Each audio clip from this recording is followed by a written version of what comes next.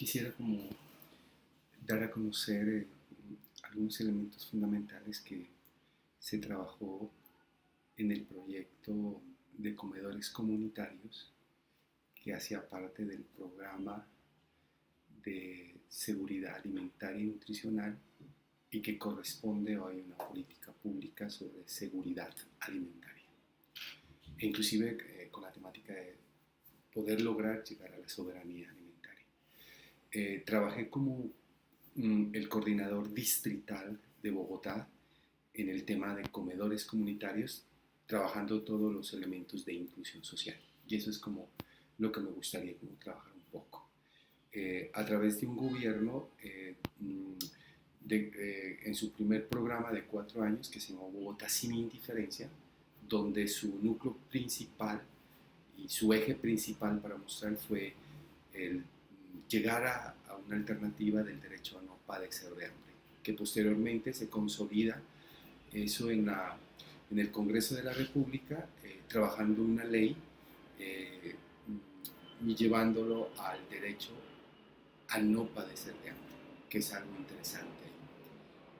Luego trabaja en el proyecto de Bogotá Ciudad de Derechos, la Bogotá Positiva, son 4 años más correspondientes al programa del Polo Democrático Alternativo, un movimiento con una mirada hacia los derechos, y donde continúa el proceso de comedores comunitarios.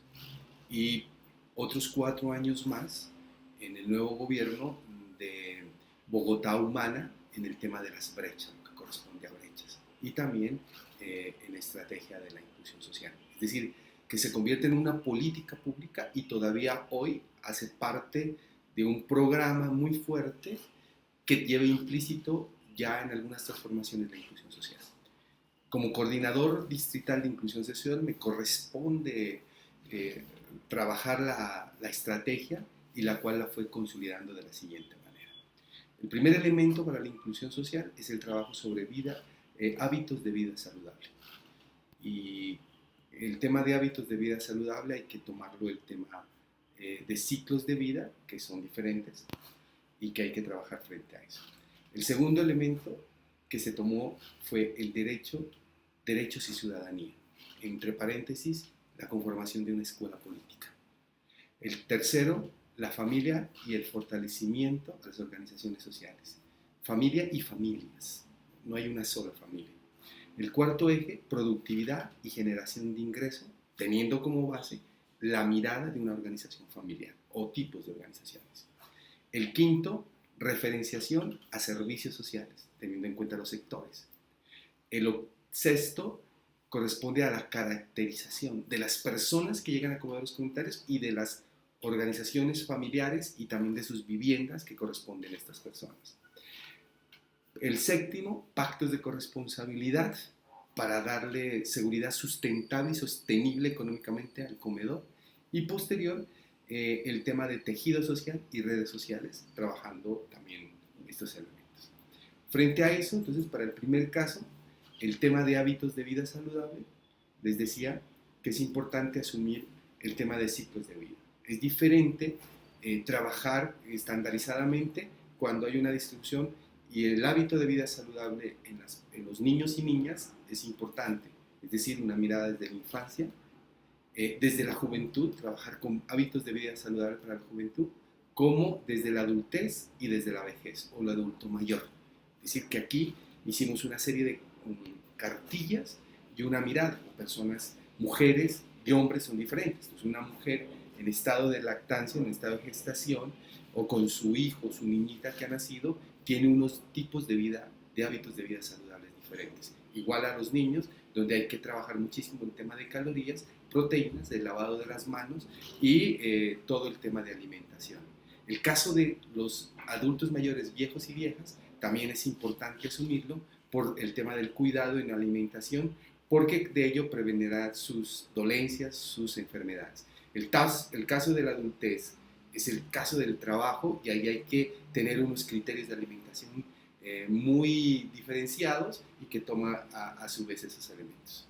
Posteriormente, esto nos llevó a generar unos ciclos de menú o unas características de menú diarios, con las calorías, proteínas, carbohidratos y lípidos, que se fueron desarrollando casi en 30 menús o minutas, diríamos, en lo que consisten no solamente en lo que entregaba el comedor comunitario como comida caliente, sino también trabajar el tema del desayuno o la primera comida de la mañana y el tema de la cena, que es la tercera comida, en este caso de la tarde, y las entrenueves. Luego viene el segundo elemento, que es derechos y ciudadanía, y el trabajo sobre los derechos civiles y políticos y los derechos económicos, sociales y culturales, asumiendo también los derechos emergentes, entre otros. Esto, en los derechos civiles y políticos está todo el tema de género, de etnias, o sea, la caracterización de etnias, de la población del LGBTI, lesbianas, bisexuales, que también el tema de los derechos es importante, la mirada de los derechos en el ciclo de vida, los derechos de los niños, jóvenes, viejos, adultos, y así sucesivamente, para el caso nuestro como país, el tema del desplazamiento para los derechos civiles y políticos, por la guerra, por desplazamientos económicos y otros elementos que están ahí. Los derechos económicos, sociales y culturales pues están ligados con la educación, la salud, la vivienda, la recreación y otros elementos más, lo cual nos llevó a, en toda esta mirada política de derechos y ciudadanía, a constituir y a ejercer la mirada de las políticas públicas. Y es ahí como Bogotá, a través de comedores comunitarios, tenemos alrededor de unos 400 comedores comunitarios, alrededor de 500.000 personas, directas e indirectamente casi 1 millón de personas, empezamos a hacer un ejercicio sobre la formulación y horizonte de las posibles y potenciales políticas públicas. Y ahí va surgiendo, a través de la Escuela de Derecho, que la gente empieza a hacer presión para poder trabajar ese tema de las políticas públicas con enfoque de derecho y un enfoque diferencial. En el tercer eje, el tema de organización social. Entonces, en el tema de organización social viene todo el tema de la organización social vista desde una institución, una fundación, una ONG, una cooperativa, porque es necesario que las personas que van a comedores comunitarios puedan tener organizaciones civiles y políticas para poder ejercer, además de sus derechos, también la posibilidad de las contrataciones o cierre de circuitos económicos, que en vista de eso lo hemos pretendido hacer.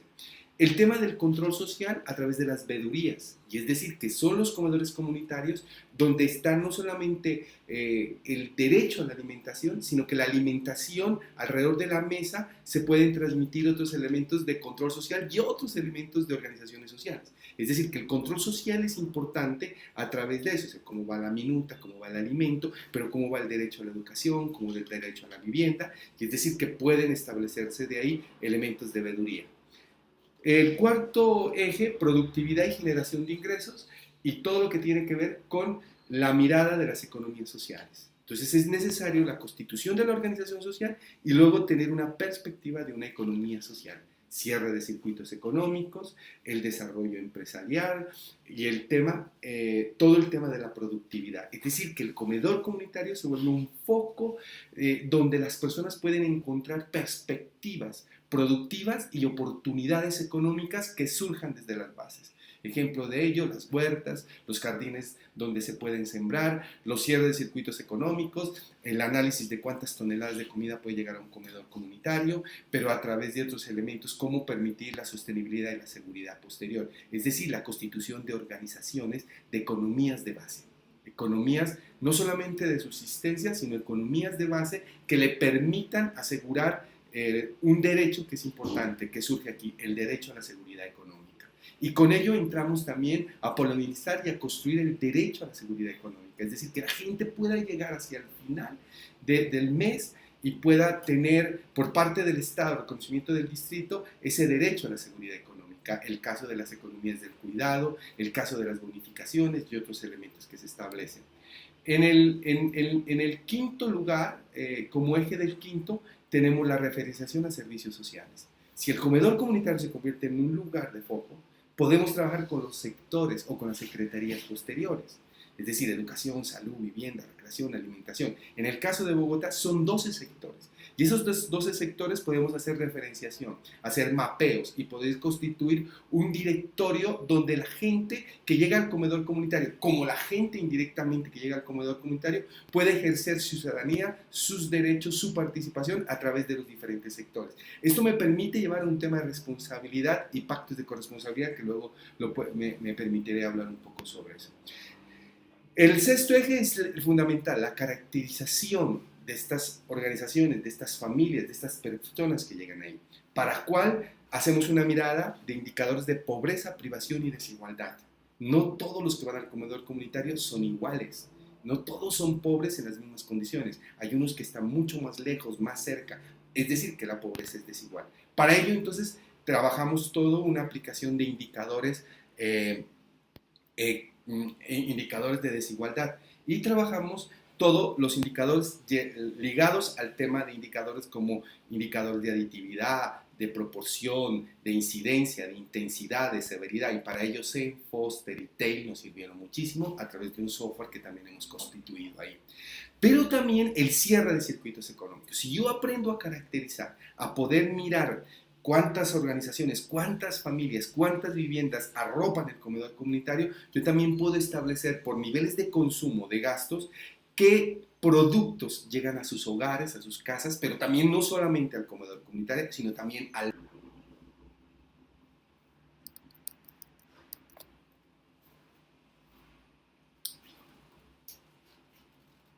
Continuando con el proceso, entonces, la caracterización es fundamental. El cierre de circuitos económicos que venía estableciendo es vital asumir desde esa posición.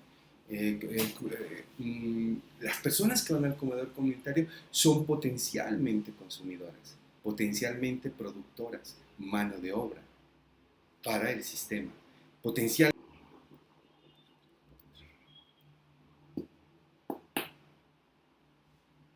mueven pequeños ingresos que son fundamentales para este camino. Y por último, tenemos los pactos de corresponsabilidad. Es decir, esos pactos de corresponsabilidad tienen que ser económicos, unos. Es decir, si uno va al comedor comunitario, ejerce un derecho.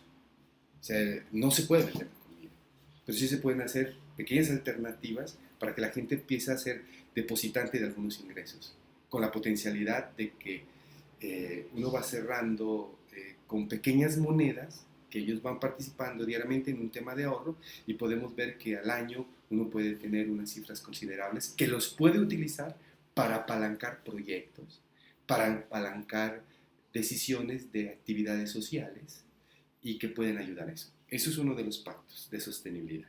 En los pactos de corresponsabilidad también está, las personas que van a comedores comunitarios tienen que ser responsables. O sea, no solamente sujetos de derechos, sino sujetos de deberes. Y en este caso es de responsables con que el niño vaya a estudiar, con que el niño estudie y pueda jugar y no ir a trabajar. Y es un pacto de corresponsabilidad. Y eso tiene que aprenderse desde estas instituciones que es la mesa, el comedor, la gastronomía, todo lo que gira alrededor de esos. Pero también tiene que ser responsable con la vacunación, con su salud. Tiene que ser responsable con higiene de su vivienda. Y entonces hay responsabilidad en la alimentación, en el complemento que toque dar ahí. Entonces se acepta como sujeto de derechos, llega, pero también tiene responsabilidad. Y los pactos de corresponsabilidad han sido elementos muy interesantes. El siguiente tema, el séptimo, son el tejido social y redes sociales. Aquí es el trabajo de cartografía social. Es decir, que el comedor comunitario se vuelve como en un eje, un foco, donde alrededor de él hay instituciones que pueden servir de apoyo, es decir, redes de apoyo a familias, hogares que se encuentran en fragilidad y vulnerabilidad. Entonces puede encontrar la iglesia, y la iglesia protestante, católica o qué sé yo, se convierte en una red inmediata para esas poblaciones o esa población, en ayudas espirituales posiblemente, en ayudas de alimentación, en el caso de que el comedor o colapse o haya algunos elementos, tenemos que buscar. Hay unas redes de hospitales donde ella puede ir, o de salud de orden primero, segundo, o sea, donde ellos pueden asistir. Hay apoyos escolares, la educación. Hay apoyos de actividades deportivas. Podríamos constituir la red. Hay apoyos de redes de abastecimiento, otros lugares donde se proporcionan alimentos. Aquí es el trabajo conjunto con organizaciones no gubernamentales, con fundaciones y cooperativas que también apalancan la actividad del comedor comunitario. Es decir, que la persona que llega a comedores comunitarios también tiene un tejido y tiene un soporte social en casos de calamidades domésticas, en casos de fortalecimiento, en casos de abaratar su vida para poder ir a la recreación. Es decir, que todos estos elementos son vitales entre los que nosotros tenemos. Entonces, se desarrollan cartillas, que ya las tenemos, se desarrollan todo el tema de menú, se desarrolla todo el tema de las caracterizaciones a través de indicadores, cuestionarios, o sea, tenemos una serie de elementos.